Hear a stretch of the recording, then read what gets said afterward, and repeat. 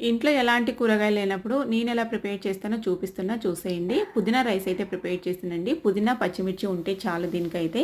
ఇన్స్టెంట్‌గా కేవలం 10 నిమిషాల్లోనే ప్రిపేర్ చేసుకోవచ్చు. పుదీనాని ఆకులు సెపరేట్ చేసుకొని కడిగి పెట్టుకోవాలి.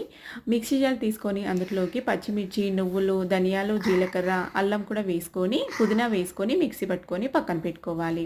ఇప్పుడు పొయ్యి మీద కడాయి పెట్టుకొని నూనె వేసేసుకొని పోపులన్నీ వేసేసుకోవాలి. జీడిపప్పు, పల్లీలు, ఆవాలు, జీలకర్ర, పచ్చిశనగపప్పు, మినప్పప్పు, అలాగే ఎండుమిరపకాయలు, పచ్చి కరివేపాకు కూడా వేసేసుకొని పోపుని ఫ్రై చేసుకోవాలి.